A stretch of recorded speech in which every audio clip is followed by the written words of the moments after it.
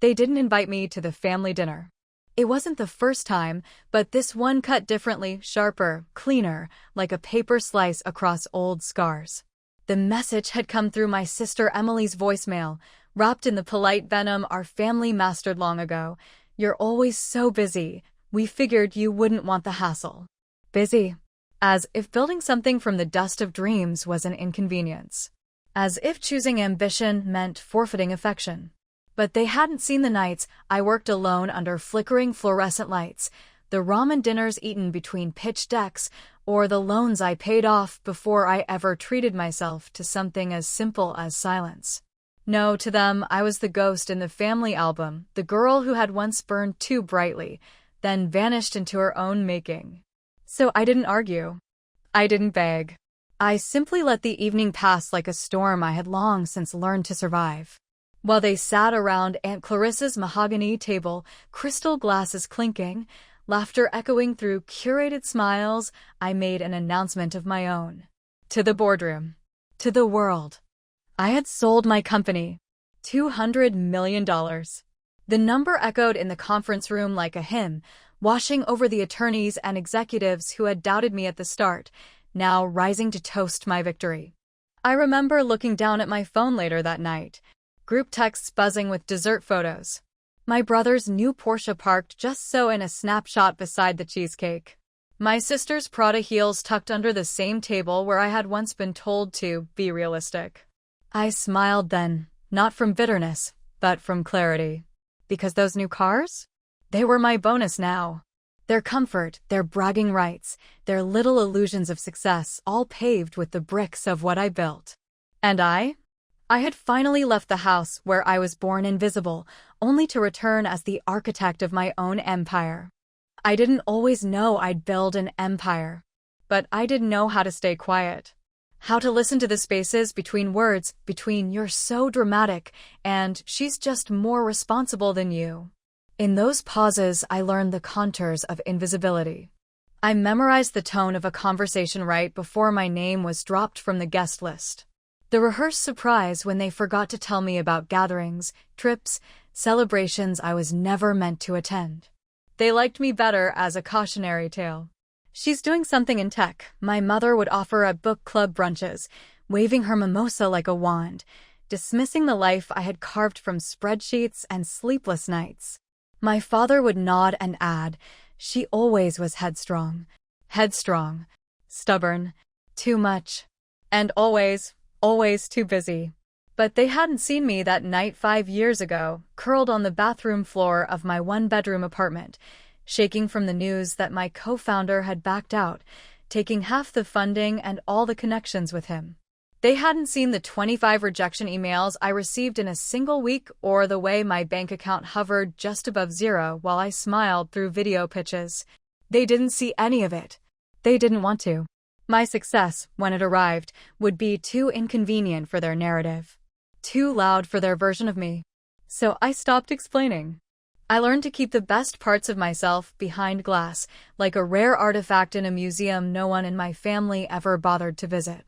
And in that silence, I found something extraordinary. Freedom. Because when no one expects anything from you, you can do anything. It started with a prototype and a borrowed laptop. Then a tiny corner of a rented co-working space, the kind with peeling walls and bad coffee, where ambition hummed like a second language. I poured everything I had into building software that helped small businesses streamline their digital presence. Elegant, affordable, intuitive. Built for people like me, those underestimated, overworked, and done waiting for permission. I called it ecliptic. No one noticed at first. Which was fine. Quiet was my native tongue. But when the first major client signed on, followed by 10 more, I felt the tide shift. Investors started calling. So did competitors. And suddenly, I was in meetings where I set the agenda. And yet, at every family dinner I wasn't invited to, I was still just busy. I let them believe it. For a while. Because some storms are best watched from a distance.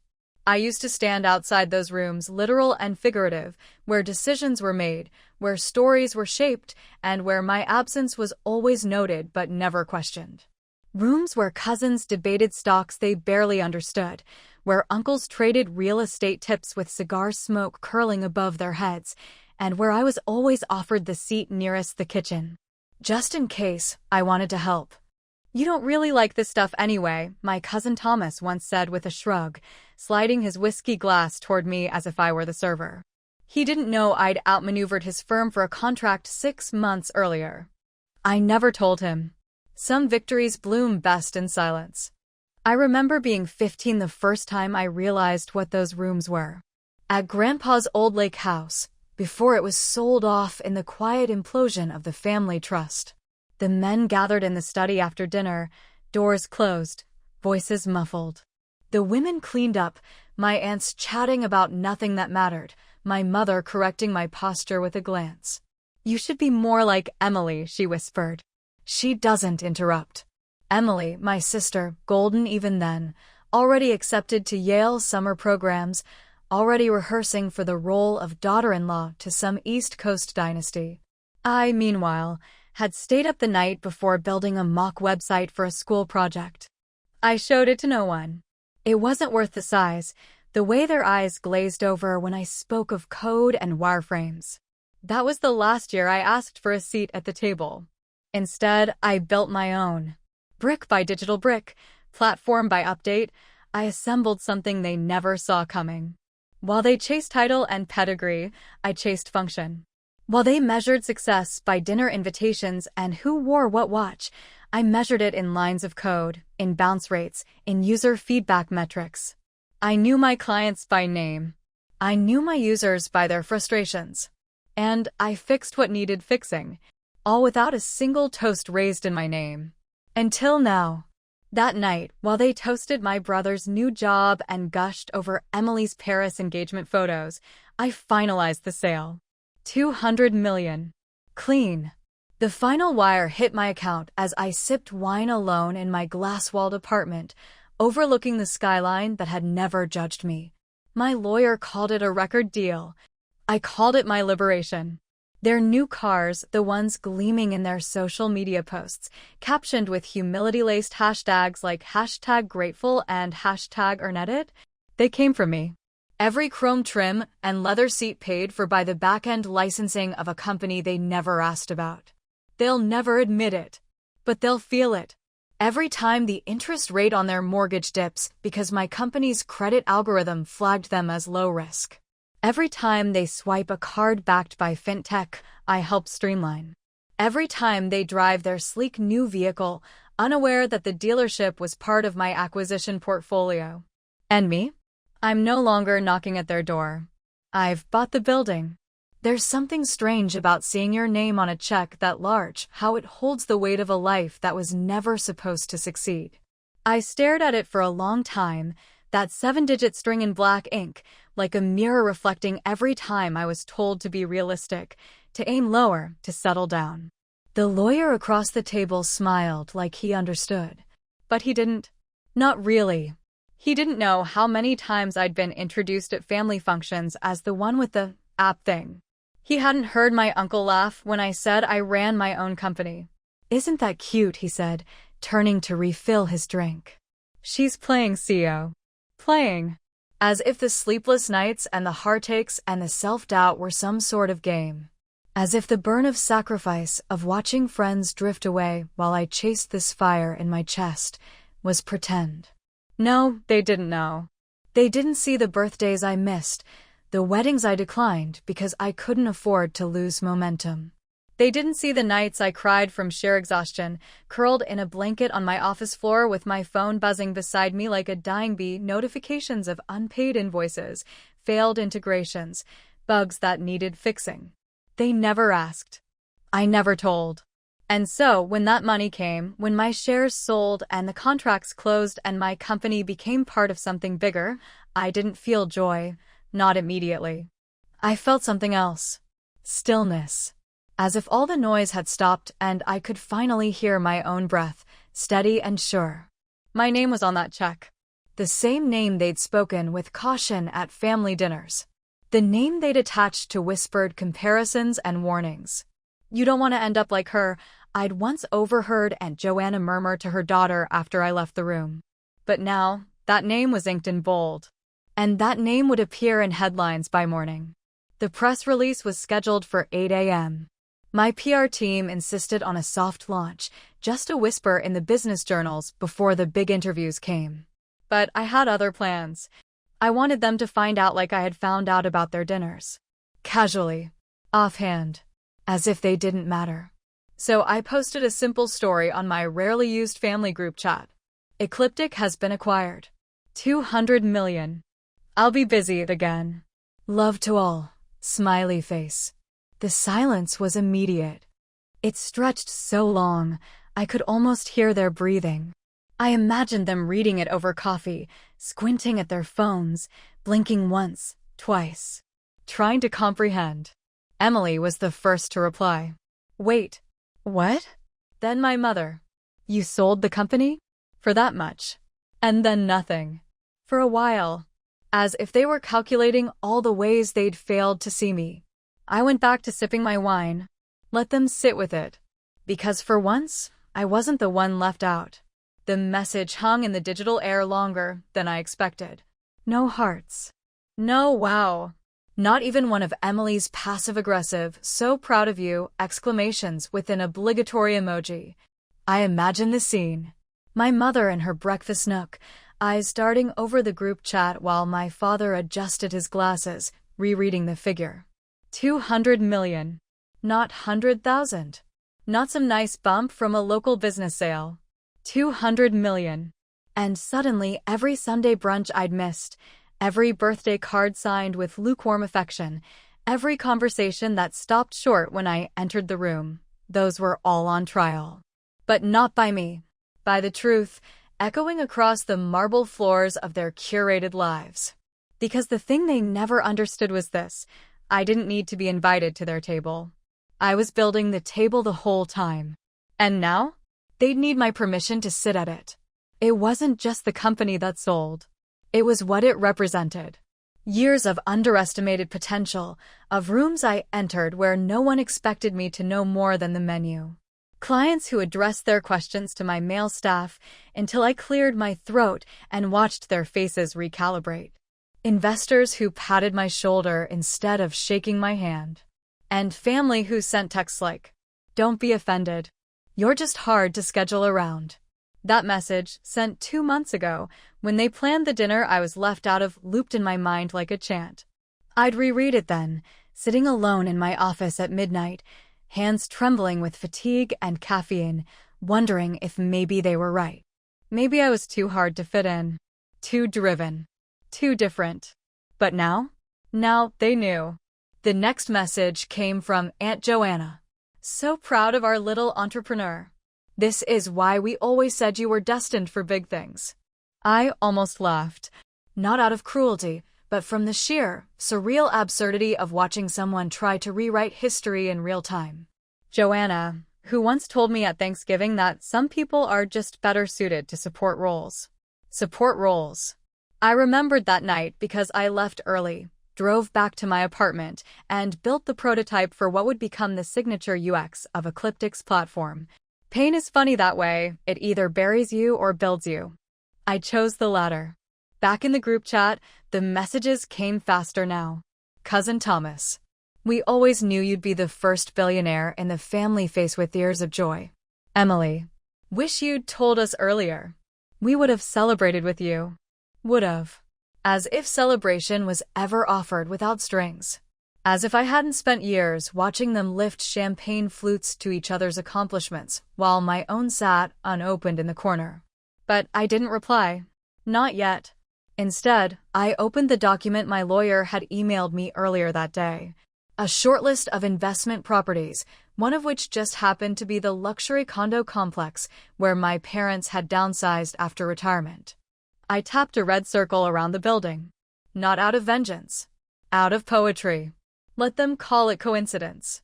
Let them marvel at the mysterious new owner who decided to upgrade the lobby, install a gym, replace the carpet, and, most ironically, schedule a series of quiet hours in the common rooms. Turns out, I am hard to schedule around.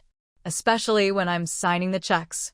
It didn't take long for the renovations to begin. Within a week of finalizing the property purchase, my management team arrived at the luxury condo where my parents lived, clipboards in hand, ready to assess what needed modernizing. It wasn't about malice. It was about message.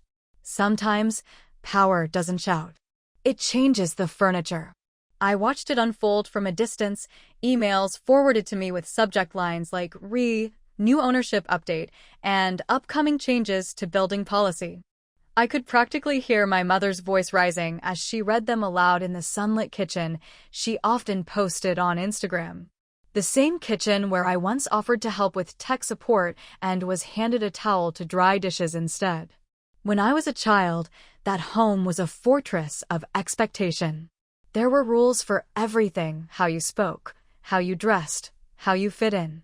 And when I started drifting from the family's definition of acceptable, the home itself seemed to harden against me. Less warmth, more cold nods. Fewer questions, more assumptions.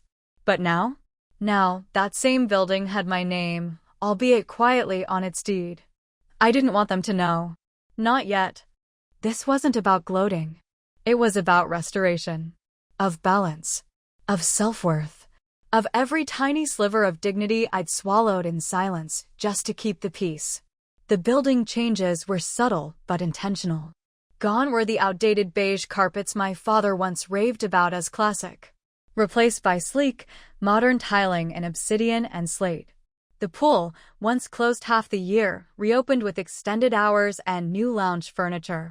A small community library emerged in the common room, featuring, on the top shelf, a single framed quote. She remembered who she was, and the game changed.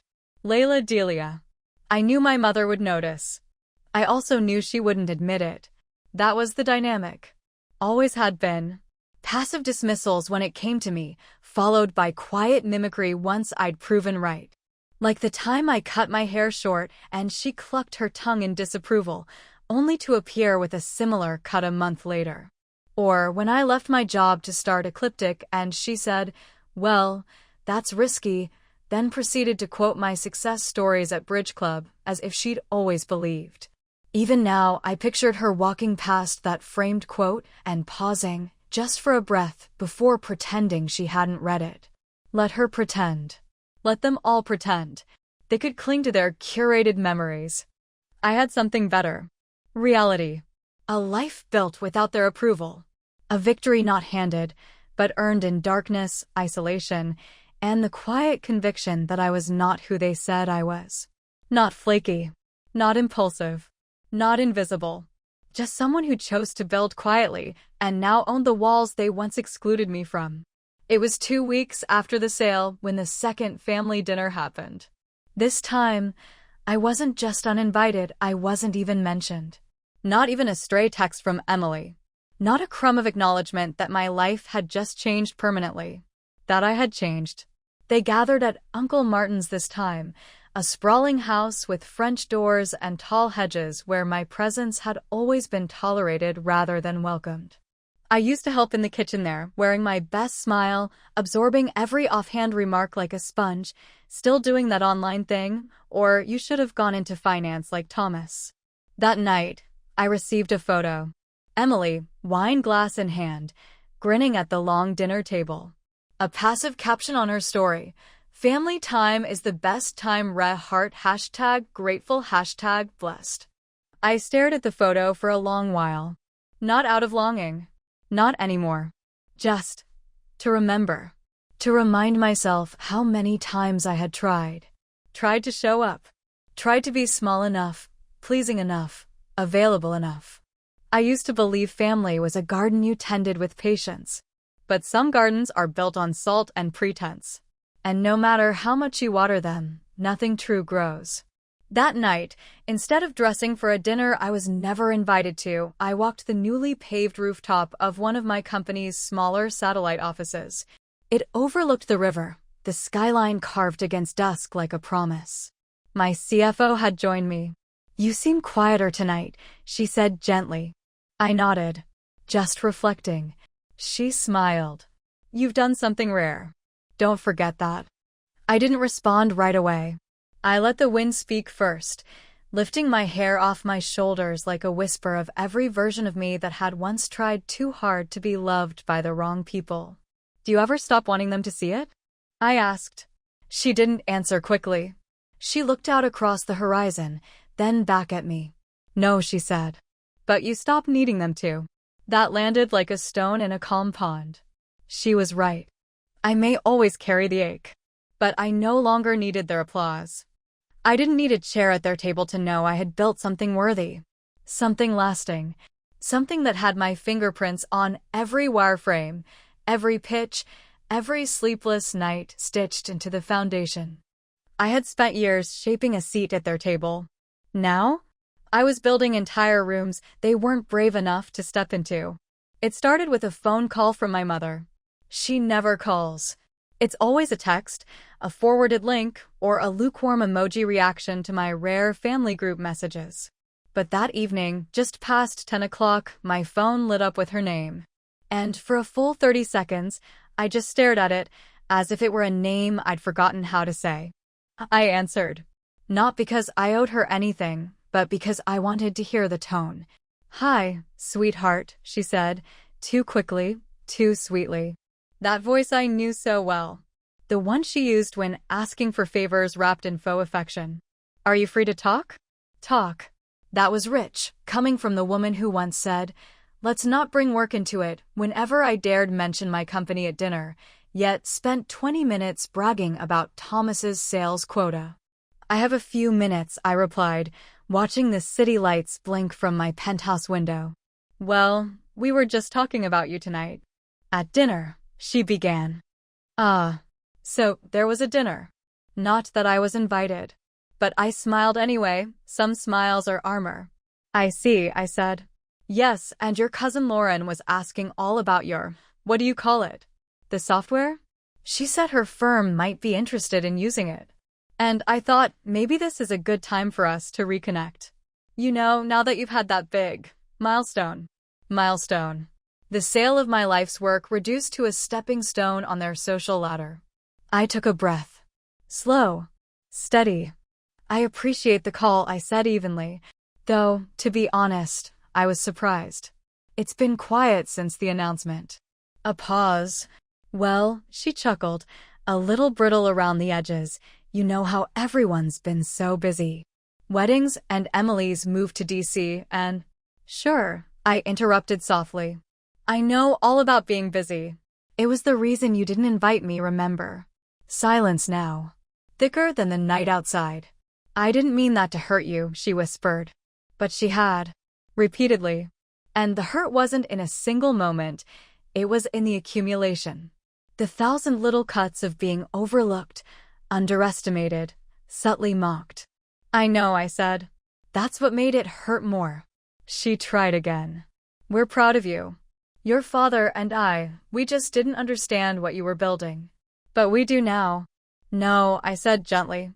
"You understand the price tag now. Not the building." That landed with a thud.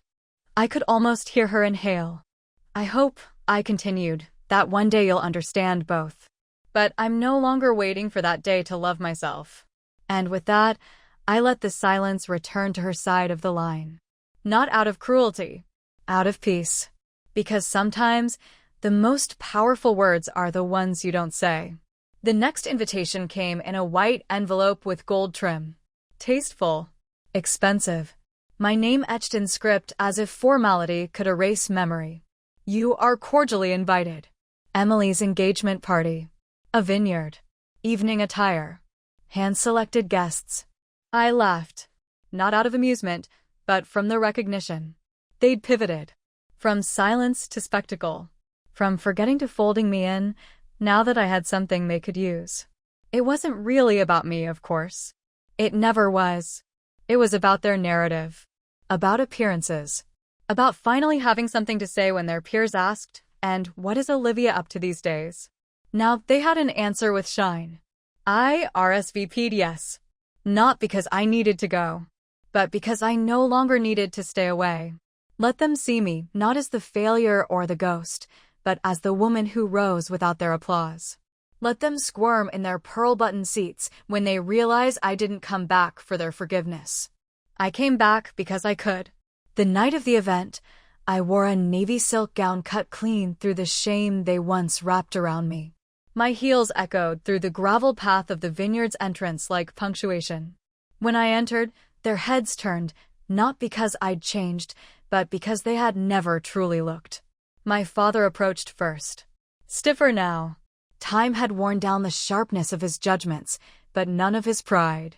You look well, he said, eyes flitting to the diamond watch at my wrist, the subtle designer tags stitched into my sleeve.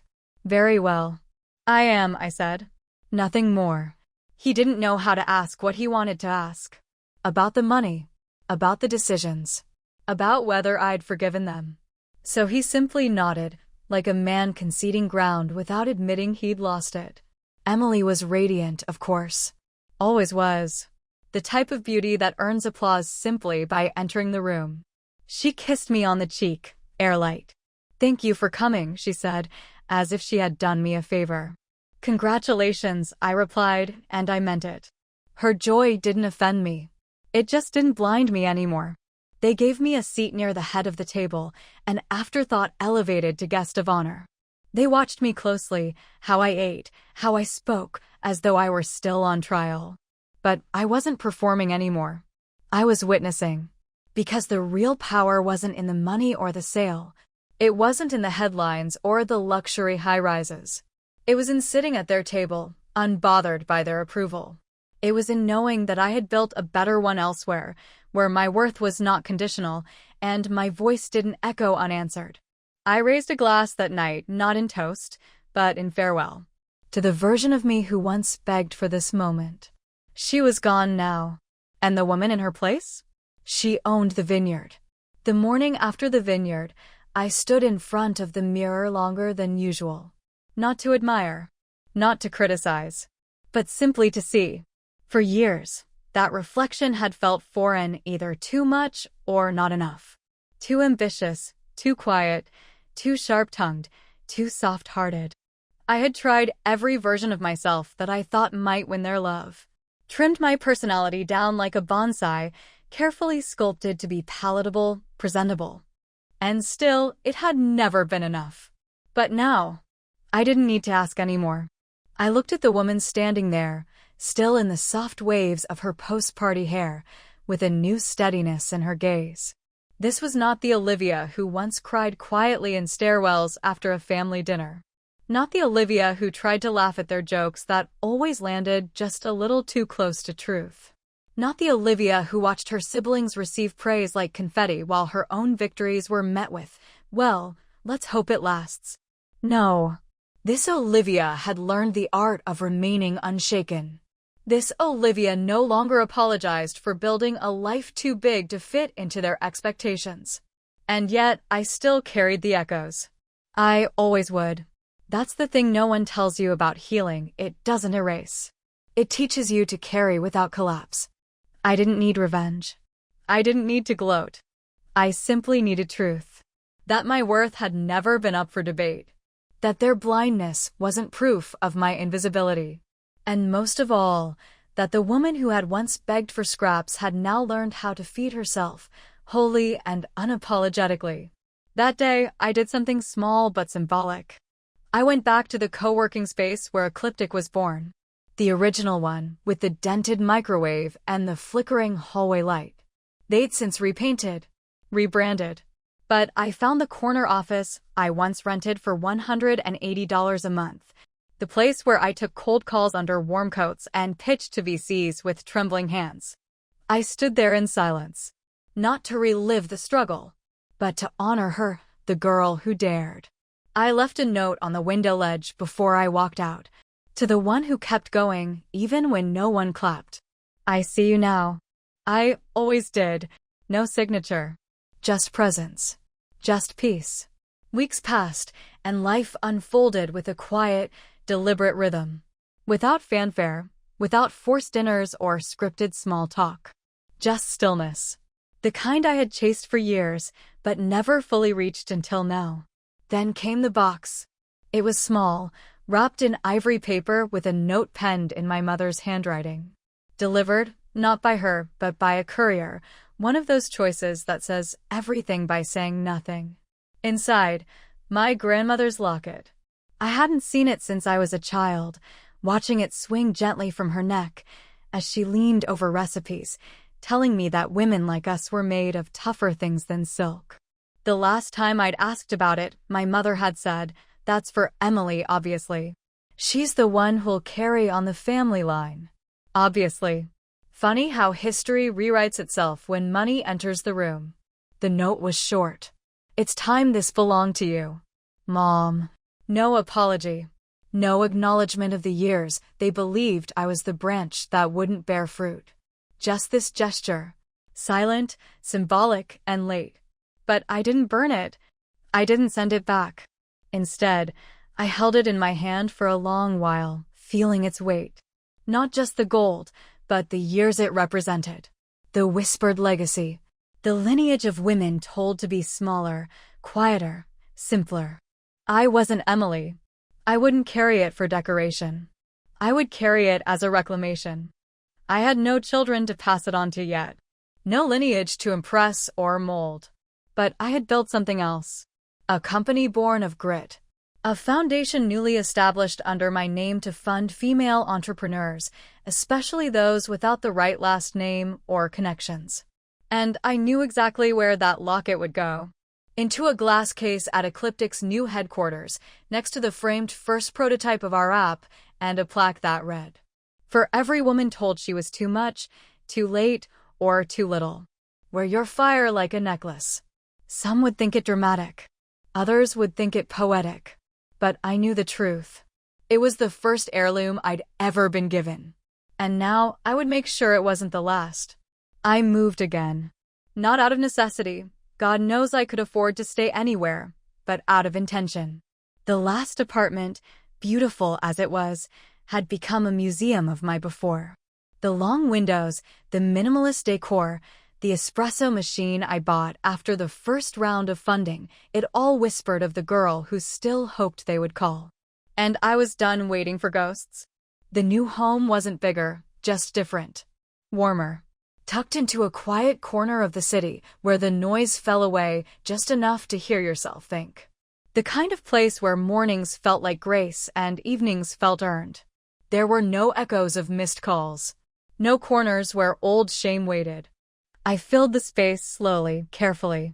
With soft throws and art from underrepresented women. With secondhand books that still smelled of someone else's story. With silence that didn't ache. I kept the locket on my nightstand, not to honor my mother, but to remember the moment I stopped needing her to be proud of me. She hadn't reached out since the package. Not really. A few messages in the family group chat. "I hope you're doing well," that read like filler. An invitation to some charity gala that I declined without guilt. The kind of events where they parade your success like a pet they forgot to feed for a decade. I didn't go. I didn't need the chandelier praise or the clinking glass validation. I had created a new form of belonging, one built on truth, not approval. Once a week, I hosted something quiet and sacred in my new space. Sunday dinners. Not with family. With chosen family. Women who'd been shut out of boardrooms. Artists who were told to market themselves better. Founders juggling toddlers and dreams in the same breath. We didn't wear our wounds like caution tape. We wore them like armor polished with survival. We didn't talk about revenge. We talked about legacy. About building tables long enough to seat those who never got a chair. About hiring each other. Funding each other. Believing in each other with the kind of faith usually reserved for firstborn sons. At those dinners, I laughed freely. I cried sometimes, too. But never from loneliness. Only from release. Because I was no longer the girl waiting to be chosen. I had chosen myself. And in that choice, I had found the home they never could give me. There's a beauty in what remains after the noise is gone.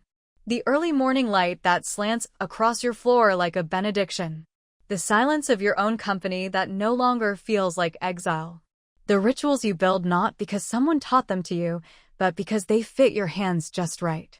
Like tea instead of coffee. Like reading the news in print, not on a screen. Like walking barefoot on hardwood floors because it reminds you you're alive, present, grounded. I had spent so much of my life proving I was capable, proving I was worthy, proving I was not the afterthought they believed me to be. But something shifted in me subtly, like a tide rolling in after midnight. I no longer needed to prove anything. That doesn't mean the ache is gone. It lingers, of course. Grief is a quiet tenant. It pays no rent, but it moves in anyway. Especially when you least expect it, like when a cousin's baby shower invite arrives in the mail and you realize you're still not on the list. Or when someone says you remind me of your sister, and it's meant as a compliment, but it lands like a slap. The difference is, now I feel the ache, but I don't feed it. I let it pass. Like weather. Because now I have anchors. Not just money, not just the recognition I once craved, but people, purpose, peace. There's a little girl I mentor now, Kayla. 11 years old, all fire and questions and wide-eyed wonder. Her mother reached out through one of our foundation's programs.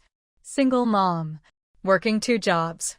Smart as a whip but exhausted, like all women who've had to carry too much for too long.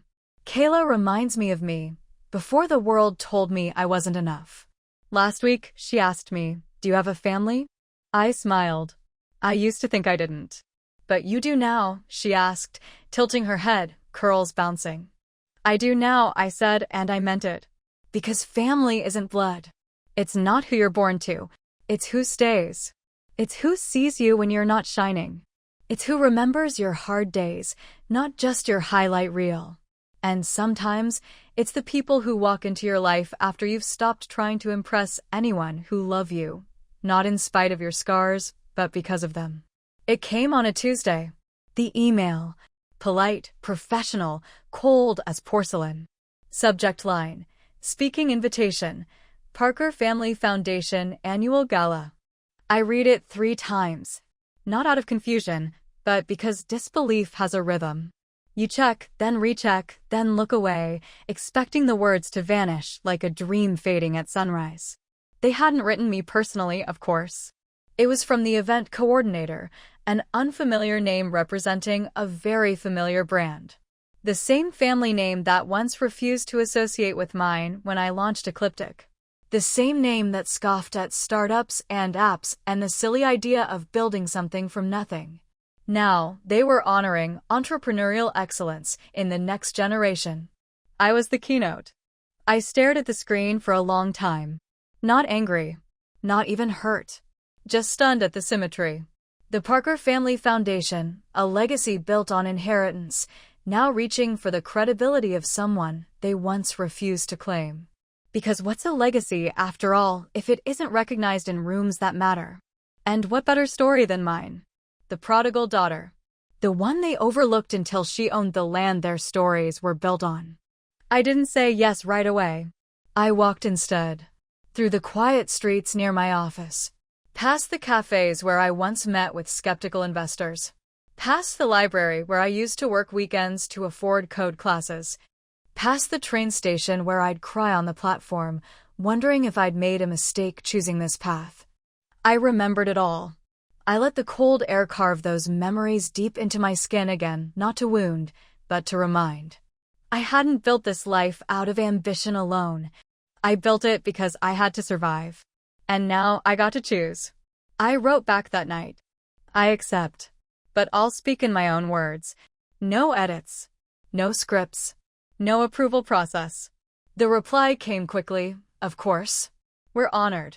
The irony was sweet, but not sharp. I didn't want revenge. I didn't want to burn the stage down.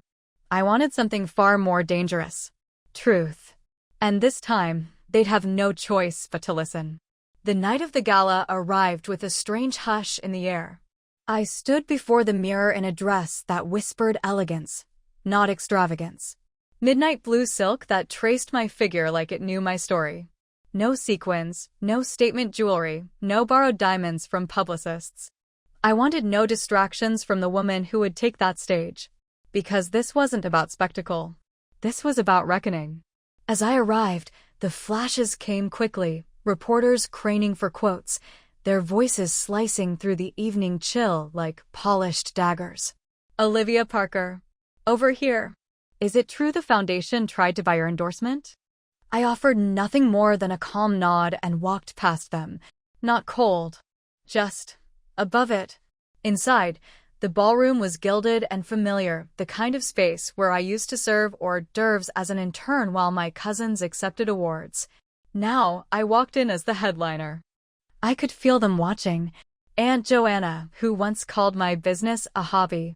My father, whose expression hovered between pride and discomfort, unsure which mask to wear. And Emily, glowing in her designer gown, eyes searching mine for something: approval? Forgiveness? Or just curiosity about what I might say. I gave none of them a sign. They hadn't earned access to the prelude. As I stepped backstage, the event organizer fluttered over with a clipboard and nervous energy. Just a reminder, 10 minutes max, no politics, and we'd love if you could mention how your success is tied to Parker values. I looked at her. Don't worry, I said. I'll tell the truth. And then I walked into the light. The stage was silent, the room dim but watching. 100 faces painted in politeness, some hiding shame, some hiding envy. But I wasn't here to decode their silence anymore. I was here to speak mine. I adjusted the mic. And then I began. When I was a child, I said, I learned that silence could be a form of survival. But what no one told me was that one day, silence could also become a stage. I paused, letting that settle. My family name was a crown I was never allowed to wear. Too different. Too ambitious. Too unwilling to follow a path already paved. So I built my own. Heads turned. Some nodded. Others froze. I was told to be realistic. To find something safe. Something predictable. And yet, here we are. Soft laughter. Nervous. Uncertain. I was not built by legacy. I was forged in the absence of it. I didn't inherit a platform, I became one. And tonight, I don't accept this honor as a Parker. I accept it as Olivia, who rose without permission and succeeded without applause. Silence. And then, a ripple of something honest, real applause. Not from all, but from enough. I finished simply. Thank you for listening. Even if it took this long. And I walked off the stage, not triumphant, but free. There is a strange quiet that follows applause. Not the hush of tension, not the waiting for a false silence. No, this one was deeper, like the sound of a door finally closing behind you when you no longer needed to open again. I didn't stay long at the gala. I knew what would come next: the photos, the carefully worded congratulations, the sudden warmth from relatives who once couldn't remember what I did for a living. And I wasn't interested in that theater anymore. I exited through the service hallway, the same one I used to slip through as a 20-year-old intern, carrying cocktail trays and questions no one answered. I paused there for a moment, fingers grazing the cool tile wall, and smiled. That girl would be proud of me. Not because I won, but because I survived. Back at home, I changed out of the gown and into a sweatshirt. Washed the makeup off until my face felt like mine again. I poured a glass of wine, not to celebrate, but to acknowledge the milestone. Quietly, reverently. The texts came. Cousin Thomas, that was amazing. Let's catch up sometime. Emily, you really surprised everyone. In a good way. Proud of you, Liv. My father, simply, you looked strong up there. Strong, as if strength had just arrived. As if it hadn't been the water I swam in while they all sat safely on boats of comfort and expectation. I replied to none of them. Not out of cruelty. Not out of pride. But because I was still choosing myself. Choosing peace over performance. Truth over reconciliation on their terms. The next morning, I opened the email from my assistant titled Property Development Proposal, Phase 2. It was time to expand. Ecliptic had moved from a platform into a movement. Our community of women founders had doubled. Our scholarship applications had tripled. The grants we were issuing were small $5,000 here, $10,000 there, but the gratitude came in full paragraphs. I never thought someone like me would be seen. That's what they all said, in their own words. And that's what I lived for now. Not revenge. Not even recognition. But reflection. A mirror for those who had only ever seen themselves through rejection. I knew then that my next chapter wouldn't be about being heard louder. It would be about listening deeper. There was a time when I believed power came from being invited into the room. From finally earning the seat, the nod, the approval. Now I understood differently. Power wasn't in being invited. It was in building a room where the door stayed open for those who'd never been given a key. And that's exactly what we were doing. We called it the Forge. A collaborative space. Part incubator, part sanctuary. A place where overlooked women with brilliant ideas could come, work, dream, and launch. Where mentorship wasn't a buzzword but a practice. Where funding didn't hinge on charm or connections, but on clarity of vision and the courage to begin. The name came from something my grandmother once said, long before she was gone, long before the family turned her into a footnote. She had whispered it to me in the kitchen while teaching me to braid challah dough. The strongest things are made in fire, Olivia. Not in ease. The Forge would carry that spirit. I walked the construction site with a hard hat over my loose curls, boots coated in dust, eyes scanning the skeletal beginnings of what would become more than just offices. There would be a childcare room, a wellness lounge, a kitchen where people could actually sit down and share food like family, chosen family, and a gallery wall of names, first names only etched into stone, each representing a woman who had walked through our doors, dared to create something new, and changed her corner of the world. Not for publicity, but for proof that she mattered. The first name would be mine. Not for vanity, but for honesty. Because I wanted them to know, I didn't build this from nothing. I built it from being nothing in their eyes and refusing to stay there. Later that evening, I received an email from Emily. Just a subject line, coffee? Just us? I stared at it, unsure how to feel. It wasn't a demand. It wasn't manipulative. It was simple. And in its simplicity, it held possibility. Not for redemption, but for redefinition. I didn't reply right away. I let the question sit like a stone in the palm, because just like this place I was building, I had learned to move only when it felt like mine. I met Emily at a small cafe tucked into a side street, the kind with scratched wood tables and overgrown plants crawling along the windows. The kind of place you didn't choose for optics, but for honesty. She arrived 10 minutes early. I arrived 5 minutes late. That used to bother me, being behind. But now I walked in with calm steps, the kind of presence that doesn't apologize for existing on its own terms.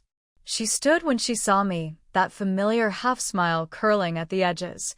We hadn't sat across from each other like this in years. You look, she started. I know, I said. We laughed. A small, strange sound. Familiar and foreign all at once. For a while, we talked about safe things. Weather. Her wedding. My foundation. She asked questions with the caution of someone navigating a map she never learned how to read. Then, halfway through her chai latte, she set her cup down and met my eyes. I owe you more than congratulations. I said nothing. Let her speak. I spent years pretending not to notice how the family treated you. It was easier to let you be the odd one out because that meant I didn't have to challenge them. And I didn't want to be the difficult daughter. Her voice cracked on difficult. I didn't protect you, she added. And I should have. I let her words fall between us like stones in water. Not to drown me, but to show me the depth of what she carried too. I don't need an apology, I said quietly.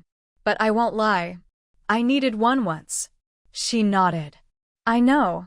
We sat in silence, the good kind. The kind that stretches between people who have let go of performance. Then she reached into her bag and pulled out a small envelope. Handwritten. My name on the front. I found this last week while going through old boxes, she said. You wrote it to me. Years ago. I opened it. My handwriting. Slanted, rushed. A letter I barely remembered writing. I hope you always know I'm proud of you. Even if I'm not always there. Even if I don't fit the way they want me to. I love you. And I'm still cheering for you from wherever I am. I folded it back slowly. I said. She looked at me, eyes glassy. Still am. After coffee with Emily, I found myself drawn to the box. The one I hadn't opened in years. It sat at the back of my closet, taped shut with old packing labels, moved from apartment to apartment like a ghost of a girl I wasn't anymore. Inside were scraps of the past journals, dried-out pens, faded photographs, and a letter I never mailed. It was addressed to my parents. Written on college-rolled paper, dated the week I turned 21. I remember that birthday well. They had sent flowers. No card. No call. Just a bouquet signed, from the family. As though I were someone they knew in passing. That night, I wrote them the letter. Not to accuse. Not to rage. But to be seen. Dear Mom and Dad, it began. I don't need you to be proud of me. I just need to know you ever really looked. I poured myself into those pages. The hurt. The confusion. The quiet longing to be held without condition, to be asked why I chose the road I did instead of being judged for walking it alone. I told them how I'd started something, a company, a dream, a small rebellion against their silence, and how I didn't expect applause. Just acknowledgement. I never mailed it. At the time, it felt like too much. Or maybe not enough. But reading it now, I realized I no longer needed them to read it. I didn't even need to finish it. Because I had already lived its answer. I folded the letter and slipped it into the back of my current journal. A marker not of grief, but of growth. A reminder that sometimes the things we never say out loud still shape who we become. That night, I wrote a new letter. This one, to myself. You did it, Olivia. You kept going. Even when no one clapped. Even when it hurt. You found your way through the fog, and now you're lighting the path for others. I sealed it. Dated it. Tucked it into the drawer beside my bed. Because some letters are meant to be sent. And others are meant to come home. Legacy isn't a grand hall of portraits. It's not a name etched into granite or gilded on a university wing. It's what remains when you're not in the room.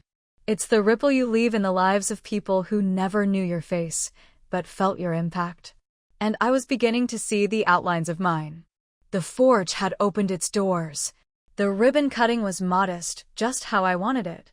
No media circus, no velvet ropes. Just the women who made it possible and the women it was built for. Entrepreneurs and coders, artists and activists, mothers with ambition pressed between their shoulder blades like wings. One of them, Ava, spoke at the opening. 24, immigrant, self-taught. She stood at the microphone with her prototype in one hand and her voice shaking. I never thought people like me got spaces like this, she said.